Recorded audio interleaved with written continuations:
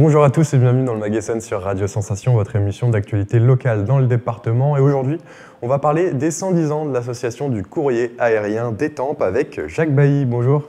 Bonjour, Merci d'être avec nous. Vous êtes donc secrétaire du courrier aérien d'Étampes, le club du pigeon voyageur du sud de l'Essonne. Et oui, il y a des compétitions de pigeons qui sont régulièrement organisées.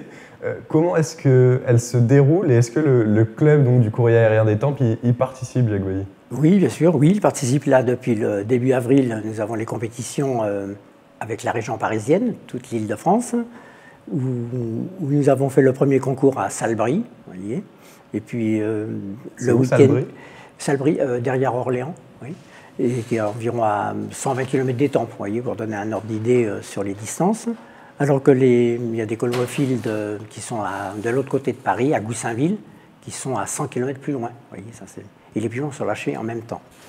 Donc les pigeons sont lâchés donc, vers Orléans. Oui. Et ensuite, comment ça se passe? Comment on sait quel pigeon a gagné puisque les pigeons n'arrivent pas au même endroit? Oui, alors donc il y a deux méthodes de réception du pigeon. Soit une bague caoutchouc qu'on lui insère la veille du concours au local de l'association, et il y a un appareil enregistreur. Et donc le pigeon, quand il rentre chez ce colomophile-là, il faut que le colomophile prenne la bague, l'insère dans l'appareil, et il donne un tour de clé, et ça enregistre sur une borne de papier l'heure d'arrivée du pigeon. Et l'autre méthode, c'est l'électronique, voilà, où le pigeon a une bague avec une puce, et quand il passe sur une antenne, voilà, à l'entrée du colombier de l'amateur, ça lui enregistre l'heure. Donc alors, avec ce système des deux systèmes, on envoie tous les documents de l'arrivée des pigeons à un classificateur. Comme chaque colomophile a une distance propre et que le calcul du concours, c'est la vitesse propre aussi du pigeon, un classement est établi par un classificateur. Comment est-ce qu'on entraîne les pigeons justement pour qu'ils réalisent la meilleure performance le jour J? Est-ce qu'il y a des astuces particulières pour les éleveurs? Ça peut être le cas. Moi, j'entraîne souvent la veille du concours, le vendredi, pour un petit peu c'est une motivation, un petit peu, le pigeon, pour le motiver. Bon, c'est un système qui fait peut-être pas un effet, c'est personnel, hein, mais je suis sans doute pas le seul à le faire. Et puis aussi le système là, de mettre des pigeons en état des veufs, ce qu'on appelle des veufs, ou alors des femelles là, qui peuvent rentrer beaucoup plus vite qu'à l'accoutumée. Parce que le pigeon, quand vous le lâchez, vous savez, il est pas forcément, il peut rentrer gentiment chez lui. Hein. Il y a des pigeons un petit peu comme dans toute compétition. Vous avez des pigeons motivés, d'autres qui le sont moins. Et donc, alors le pigeon, s'il est en retard, ben, c'est trop tard, voilà, c'est trop... Est-ce que la nourriture peut avoir aussi un impact sur la vitesse et la performance du pigeon? Oui, aussi, oui. Maintenant, il y a des graines,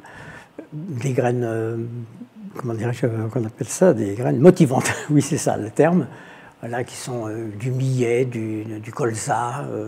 Auparavant, quand j'étais jeune, c'était blé et maïs qu'ils avaient, les pigeons, parce qu'il n'y avait pas toutes ces petites graines. Enfin, ces petites graines existaient, mais c'était cher. Et comme c'était souvent les colomophiles étaient des ouvriers, donc l'investissement était trop important pour... donc alors que maintenant, avec ces graines-là, ça peut les faire venir un peu plus vite, mais c'est pas mais c'est quand même un plus, quand même. Il y a aussi la génétique qui entre en compte. De plus en plus, les meilleurs pigeons qui battent des records sont ensuite revendus, parfois très très cher. Oui. Justement, on accouple, il y a tout un travail. Le colombophile, ça peut être aussi un géniteur, on va dire, qui va prendre les meilleurs pigeons mâles avec les meilleurs pigeons femelles pour justement pouvoir avoir une descendance encore plus performante. Voilà, oui, bien sûr, parce qu'il peut y avoir, comment dirais-je, le colomophile, s'il peut acheter un pigeon qui a fait des résultats en compétition sur des concours très lointains. Vous voyez, donc il va l'accoupler avec un de ses pigeons, femelle ou mâle, qui a fait aussi des résultats sur les concours lointains. Donc, ça pourra donner des pigeonneaux qui pourront faire des résultats sur ces concours. Et ça peut être aussi sur ce qu'on appelle les concours de vitesse, comme je vous disais, Salbris, Orléans, Blois, donc là, des vitessiers, ce qu'on appelle ça. Donc, alors on essaie toujours d'accoupler les pigeons toujours dans le même ordre de compétition, ce qui veut dire la vitesse ou le fond. Voilà, ça c'est. Mais quelquefois, on peut faire un croisement d'un pigeon de vitesse avec un pigeon de fond. On peut faire des essais dans le pigeon voyageur, c'est très ouvert. Alors pour les grandes compétitions, les pigeons du nord de la France sont lâchés principalement dans le sud, dans les Pyrénées-Orientales, dans l'Aude, ou encore en Catalogne, en Espagne. L'an passé, vous avez sûrement entendu parler de cette histoire. Lors d'un concours à Narbonne, des centaines de pigeons ont été perdus à cause des conditions météorologiques qui n'étaient pas bonnes. C'est une crainte aussi de ne pas voir ces pigeons rentrer, j'imagine, pour un éleveur qui est forcément attaché, mais ça fait partie du risque. Oui, c'est tout à fait réel ce que vous dites là. À Narbonne, c'était une catastrophe pour les pigeons qui étaient de la région du nord de la France et aussi de l'est de la France. Et le même week-end, nos pigeons de la région parisienne avec les pigeons de Normandie, ils étaient à Tolosa, sur la côte atlantique. Et c'était aussi une catastrophe. Les 80% des pigeons ont été perdus. Donc là, c'est vraiment qu'il y a un problème météorologique. Oui, mais c'était une journée très chaude, extrêmement chaude, très chaude, et avec un vent d'est. Et le vent d'est, c'est un vent sec, donc ça assèche le pigeon, bien sûr, et ça les emmenait, de Tolosa, ça les emmenait vers la mer. Donc lâché à Tolosa, qui est sur la côte atlantique, et des pigeons ont été retrouvés sur des bateaux en face de La Rochelle. Un pigeon de la région parisienne, il était retrouvé vivant sur un... Parce que les pigeons, s'ils s'arrêtaient pour boire l'eau de la mer, c'est très mauvais. Voilà, il n'y a rien de pire. Donc mais là, lors de ce concours-là, il y a eu quand même une mauvaise gestion quand même des dirigeants nationaux. Il y a eu une erreur. Il faisait quand même très chaud. On savait qu'il ferait très chaud. Il fallait réduire la distance plutôt que d'aller jusqu'à Tolosa, peut-être revenir vers Bordeaux, peut-être, vous comprenez, ça réduisait un petit peu. Puis peut-être aussi dans les terres, plutôt que vers la mer. Mais les instances, je vous parle un petit peu du professionnel. Les instances, ce sont les professionnels qui gèrent un petit peu. Vous savez, les décideurs, ce sont eux, les grands joueurs, ce qu'on appelle. Donc, alors, eux, ils disaient... Mais ces colombophiles-là pouvaient se permettre d'envoyer une trentaine de pigeons sur ces concours-là. Contrairement, admettons, à un petit amateur qui mettait 5 pigeons. Eh bien, l'amateur qui met 20 pigeons, s'il lui en rentre la moitié, il en a encore 10. Que celui qui en a 5, si personne ne rentre, il est déplumé. Voilà, c'est le... Alors, on a parlé, donc, il y a la France, il y a donc les Espagnols qui jouent aussi, les Belges aussi, dans l'autre sens. Oui. Quels sont les autres pays où la colombophilie est le plus développée dans le monde? Eh bien, dans les pays de l'Est, il y a la Pologne et la Roumanie, particulièrement, un petit peu la Tchécoslovaquie et la Slovaquie, voilà.